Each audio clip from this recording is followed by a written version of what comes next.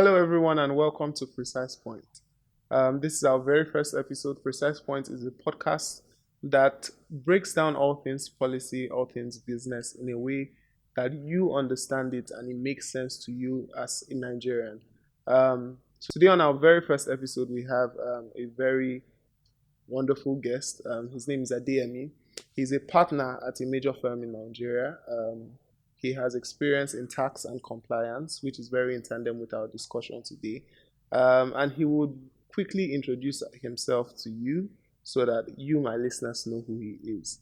So quickly, Mr. Adeyemi, please kindly give us a brief introduction of who you are. Yeah, thanks for having me. My name is Yemi Adediran, as you mentioned. I'm a partner in Anderson, Nigeria, and I'm here to discuss some tax issues. It's Chuku. Okay, welcome. I'm so happy and excited to have you here. But before we go into the nitty gritty of our tax discussions today, I quickly want us to while tax is important and definitely that's what we're going to be discussing today. There's also like some issues that are prevalent in Nigeria now. One of which is the GDP increase. So we know that there's been a recent news or report about an increase in the GDP of the country. I think some are saying it's about somewhere around 3%. So could you give us what that means for in practical terms? So in a country like Nigeria, if our GDP increases, what does that mean? Does it mean that goods are cheaper? Does it mean that things are more expensive? What exactly is GDP and how does it impact us as Nigerians? Well, GDP is a measure of the value of goods and services, collective value of goods and services produced by a country. All right. The report that you came across said our GDP has increased by 3%, and that was a year-on-year evaluation comparing the GDP this year, this quarter, to that of last year. And of course, by their calculation, there was an increase of 3%. I think the most important thing really are other economic measures like the per capita income, which is the average earnings of the individual in Nigeria. Yeah. As that increase their purchasing power, are they able to, improve their quality of life by their standard of living, by the amount of money they earn?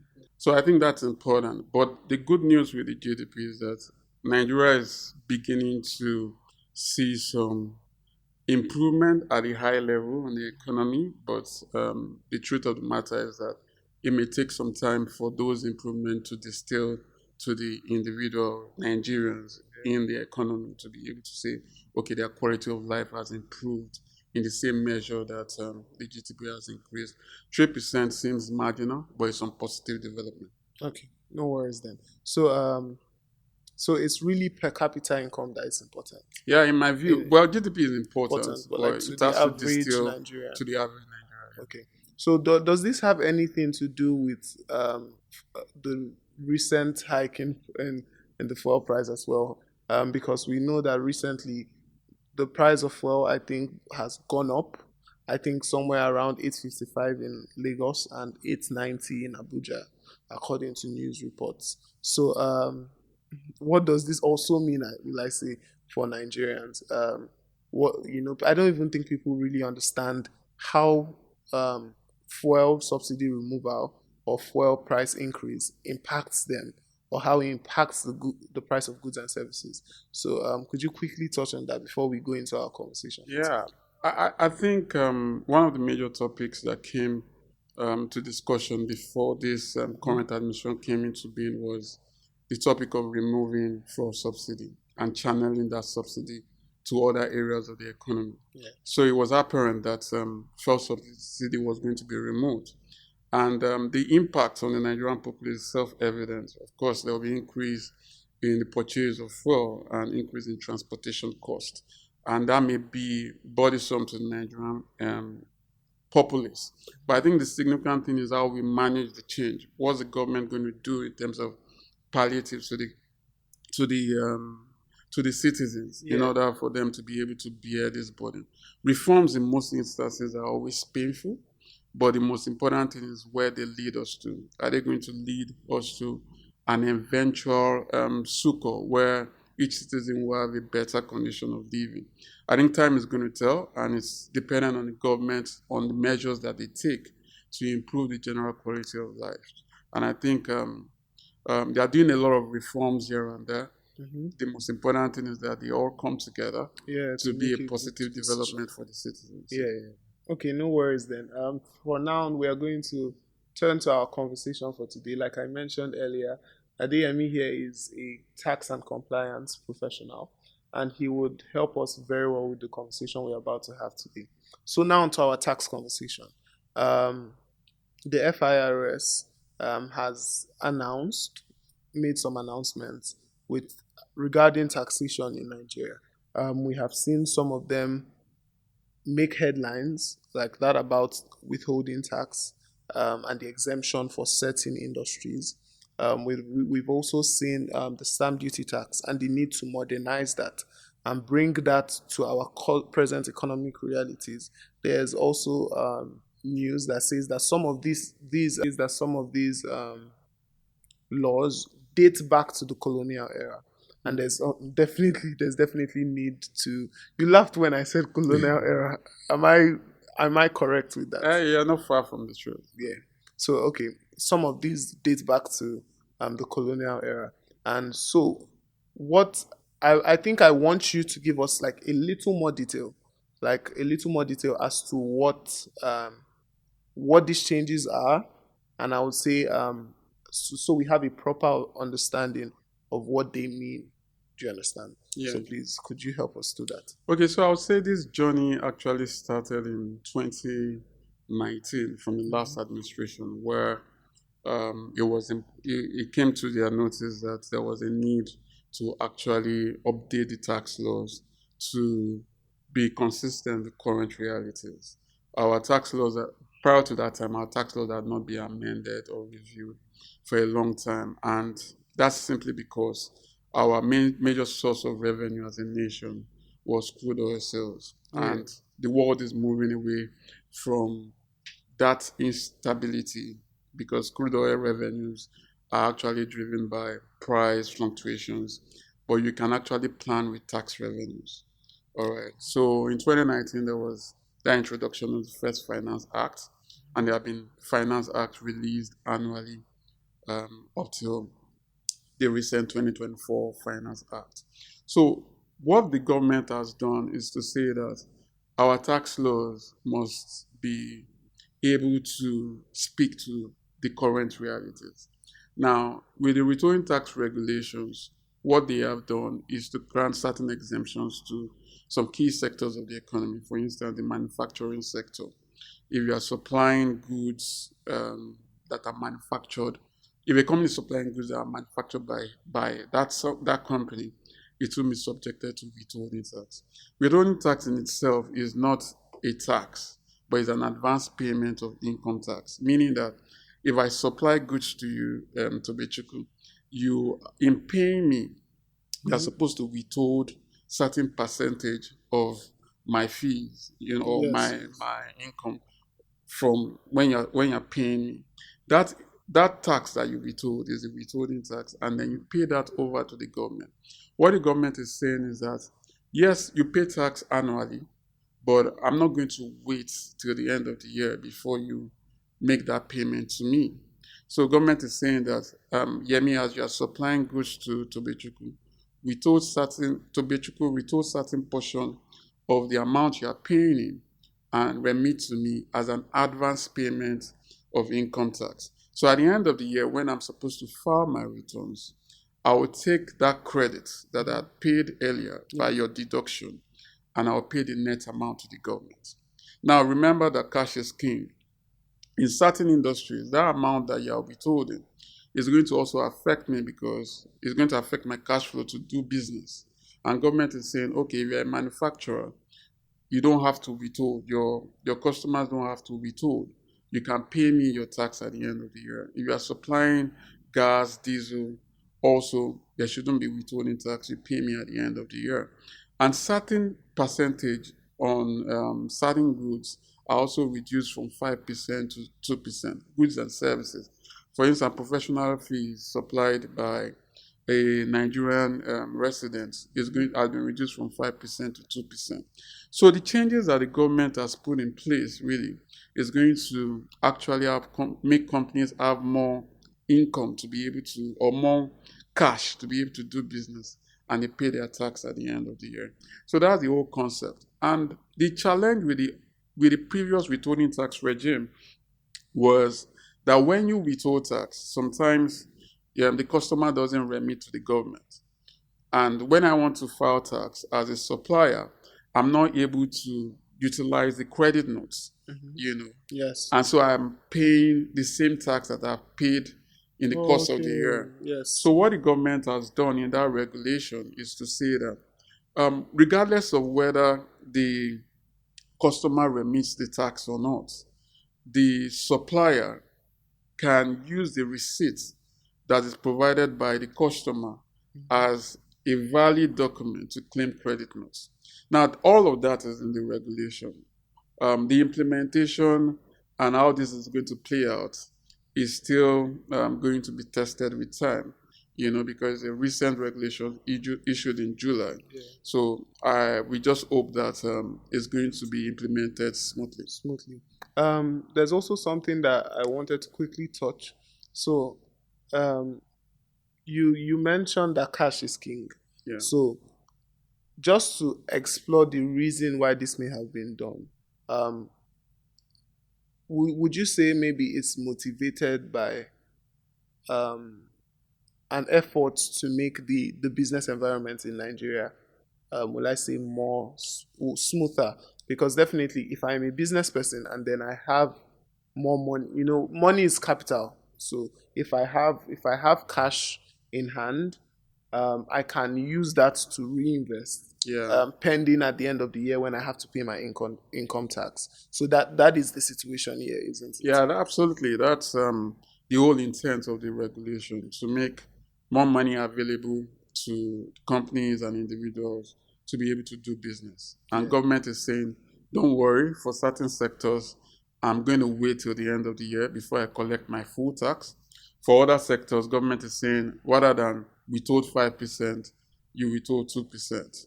Yeah. And then for some other sectors, government is saying, hey, withhold, you've not been withholding before, you need to withhold now, like the betting industry. Yeah. So there will be withholding tax, I think about 15% on the net winnings on betting. Wow. All right. So it's a balanced, I would say, regulation that seeks to, like, for instance, for dividends earned by individuals, the rate has been moved from 10% to 15%. That 15% is targeting the average personal income tax rate that people that earn dividend, maybe are high income earners. So their average tax typically is about 19%. So they are trying to bring that close to 90%. So some thought went into it to be able to say, okay, we'll give some incentives here, we'll reduce taxes here, we'll increase in certain areas so that it's balanced. On the stamp duties that you mentioned, yes, the Stamp Duty Act is a very dated act, and it needs to be revised.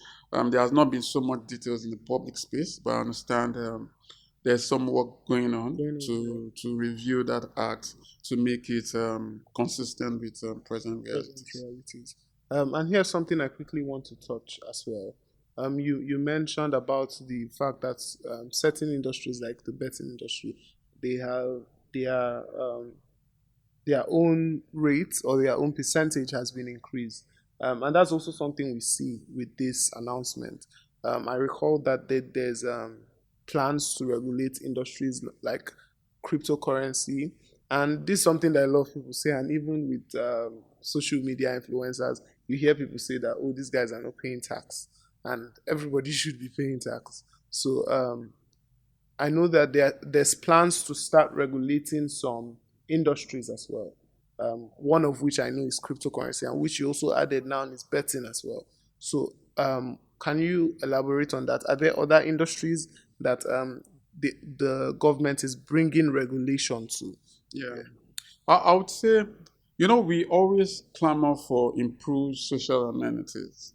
We need good schools, good hospitals, and all of that. Government needs revenue to be able to fund those things, and so that the citizens can have better quality of life. Yeah. And one of the areas where government gets its revenue from is taxation. All right. And it's been shown that before you can actually feel an impact on tax revenues, your tax to GDP ratio should be about 15%. Nigeria's tax to GDP ratio, I think the last report says about 10%. All right. So there is a revenue gap, Yes. And I would say for cryptocurrency, the first challenge was, the government was trying to understand it. And there was an initial ban on cryptocurrency entirely. But the government then said, hey, there's some money here. And I think it was 2023 Finance Act where the provision came in that gains from cryptocurrencies will be liable to capital gains tax. So government introduced that. Now I understand that SEC has also approved about 2 companies to be able to carry out cryptocurrency transactions. So there's some form of movement from banning to approval to acceptance and then taxing it as well. So I would say fundamentally, income earned by individuals are liable to tax, regardless of the form, except it's specifically exempted in the tax laws. Yeah. So even if you are earning income on cryptocurrency, on betting, right, the tax laws fundamentally said that income is liable to tax. So generally, you don't really need new government regulations to subject that to tax. But what government has done is to specify how they want to tax it. Like the case of cryptocurrency, they say, okay, I'm going to tax it under the capital gains tax, which is about 10%.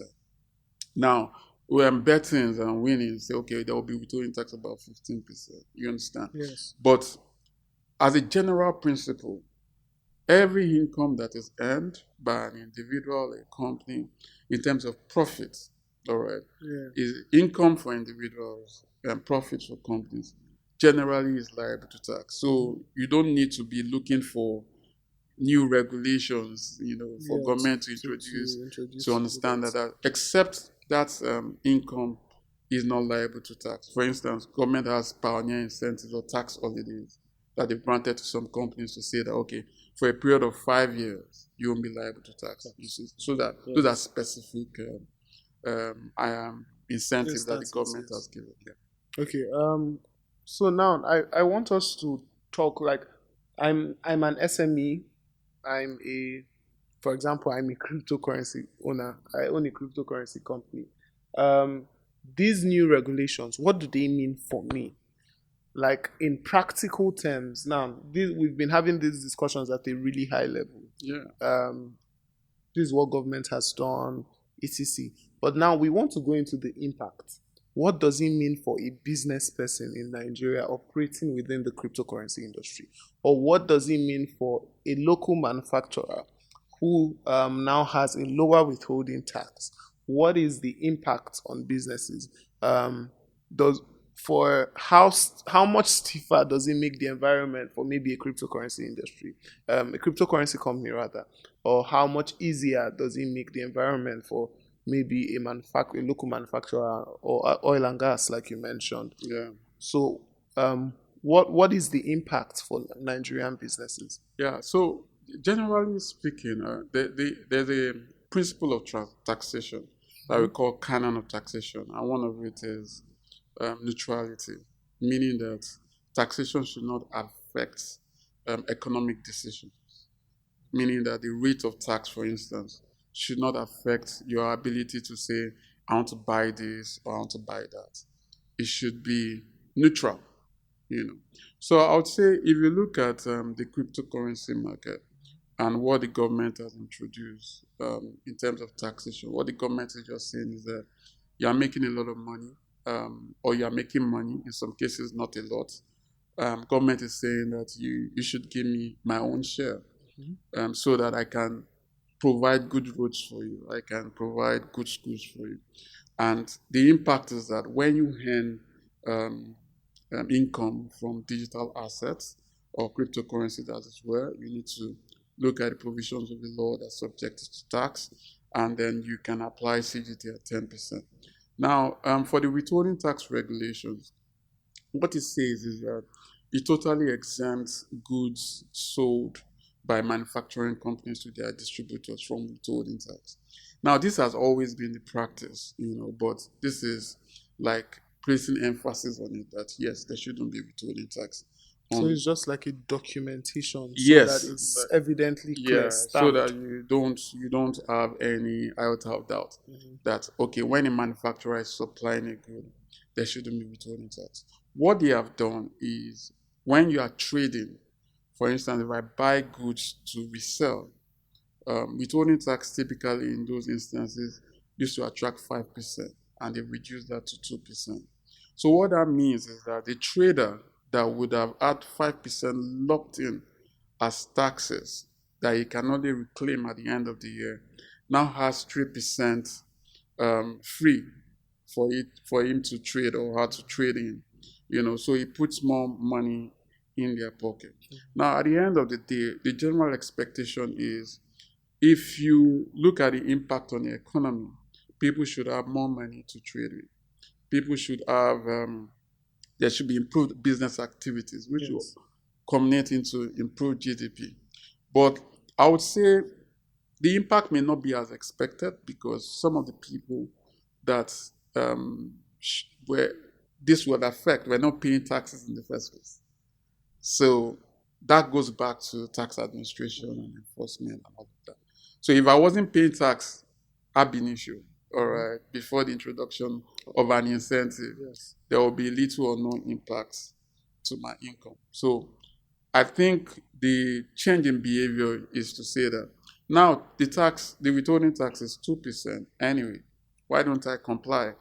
Yeah. Since government is moving an inch, I should also meet them halfway. Okay. And we hope that Nigerian businesses will also would also take the initiative to do that, because another thing that we'd want to touch on is compliance. And this is a critical because it's okay to make good laws. So what are the compliance or administrative, let's say, burdens that this would have on like the businesses, especially for those that there has been maybe an increase in their taxes, for example? What are the compliance or administrative burdens that this would have on them? I think since 2019 to date, there has been some major moves by the FIRS and even the state tax revenue services to reduce compliance costs. Yeah. For instance, there's a Tax Pro Max now that you can file. You say Tax Pro Max? Yeah, there's an app. They call it Tax Pro Max. Okay, it's an application. It's like a platform really okay. that you can actually file your tax returns without physically going to the revenue authority building to file it. In times past, you would have to physically print your tax returns and take it there. So they digitize the entire. So that has been digitalized, so you don't have to physically go, and that's an improvement.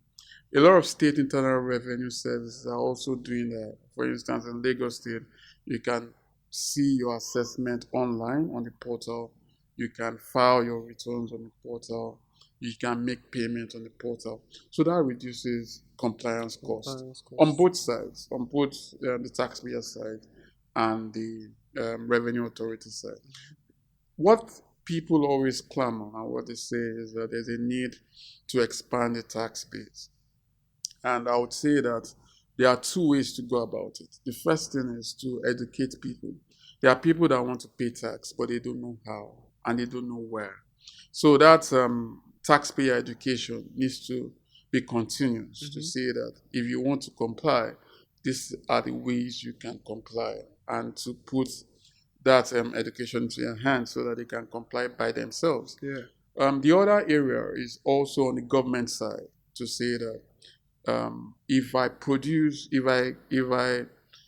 improve the quality of life by providing good schools, by providing good healthcare, it will also motivate people to pay taxes. It has been shown in most advanced climate of the world that voluntary compliance is better than enforcement. Yeah. So when you get people to comply voluntarily, you get more returns than when you lock their offices or you threaten them and all that. Yeah. So on those two accounts, I think we'll be able to expand the tax base.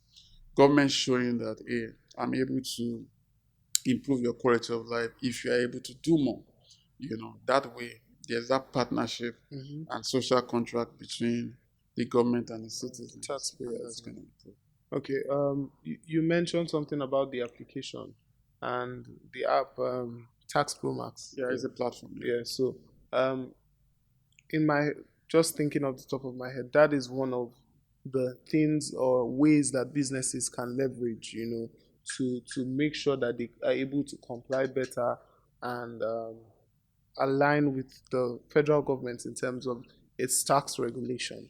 But what I would like to ask is, are there other means, are there other ways that or strategies that businesses can take or learn from or utilize, to align with this new tax regulation, and just be a better taxpayer as a business? Yeah.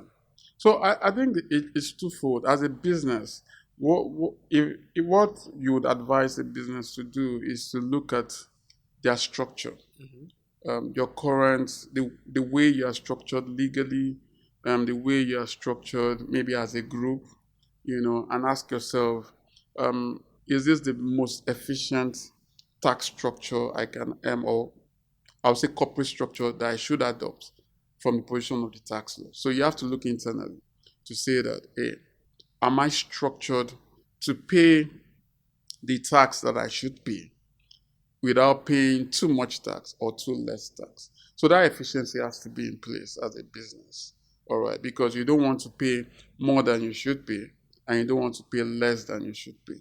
So there's a need to look inwards as a business. Secondly, you then say, okay, what are my obligations to the state internal revenue service? For instance, if I have employees, I need to remit their PAYE taxes, that's their personal income tax, to the state where they are resident. What is the timeline of submission or remitting those taxes? That has to be clear.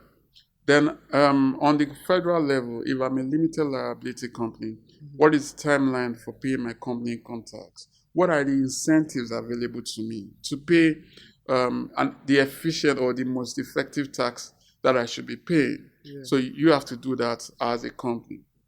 On the other side, like I said, for the government, there's a need for taxpayer education, and also there's a need to engage maybe people that are more knowledgeable about the tax laws and provisions of the tax laws to be able to guide those companies, those individuals on how to meet their obligations from a tax perspective. So I think if companies take advantage of the provisions of tax laws and become more educated on their obligations, they will be more compliant. Because most times when we hear tax, we are just afraid. Money is about to leave. Yeah, because money is about to leave. But you should see it as your corporate response or your citizenship responsibility to contribute your quota to national development. Thank you so much. So from what I hear from what you're saying is that there's an education gap. There's an education gap, and that needs to be filled. But in line with that, actually, I quickly want to ask one question as we round up to this session. And that question would be, what is the difference? And this is not even part of the questions I have. But what's the difference between a state revenue authority and the federal revenue authority? Or maybe a business owner that is listening, what's the jurisdiction of the both? Who do I remit what tax to? What obligations do I have to each of them? And just so there's a proper understanding about that. Yeah, so I'll say on the government side, before I answer that, I'll say, which I think the government is doing now, is to reduce the multiplicity of taxes, the number of taxes that you have to pay to the different tiers of the government. So I think that efforts are ongoing in that direction. But to answer your question, right, The taxes that you pay largely depends on the nature of your legal entity, whether you're a business name, a partnership, or a limited liability company. So for all these examples I've given, all those business entities are required to charge VAT subject to certain conditions. For instance, if your revenue, your turnover is above 25 million, you are supposed to charge VAT. So that cuts across the different kinds of business entity.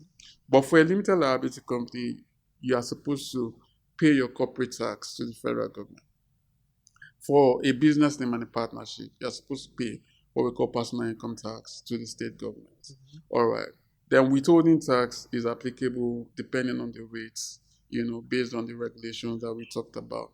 So generally, that's the general difference. There are other levies that are applicable: IT, Industrial Training Fund, ECF, Employee Compensation Fund. Those are some levies here and there. But there's some significant work, I believe, is going on to harmonize all these taxes so that they are it's more simpler to comply with. It's even easier to, educate people about, so there's no confusion, and it just makes the process a little more, will I say, smoother? Absolutely. Smoother. I think that's all. That's all we have for today. I am very pleased to have had this conversation with you. I think anybody listening to this has gotten a more, let's say, in-depth understanding. If I were a business person, I think I would have learned a lot. I think after this session, I would be more inclined to, go and learn about taxes, close whatever education gap exists, and make sure I understand what is my obligation as a business owner or a taxpayer in Nigeria. So yes, I think it's been a beautiful session. I'll quickly give you, will I say, 30 seconds to, will I say bye to my guests, and then to my listeners, and then we'll bring the session to a close. Yeah, thanks for staying with us and listening to the conversation. I think tax is a civil responsibility for every citizen, and on the government side, we need to continually provide those amenities that will encourage citizens to comply with the provisions of the tax laws. Thanks for your time. Thanks for having me. Thank you so very much. So thank you everyone for listening. It's been a very insightful discussion. The new tax regulation provides both opportunities for businesses in Nigeria to ensure that we have a more holistic approach to economic situations, both on the government side and on you, the taxpayer side. Thank you for joining us today on the Precise Points podcast. For all things policy insights, please visit precisepoint.net, and we'll be happy to discuss or have another insightful discussion on our next session. Thank you very much, and bye.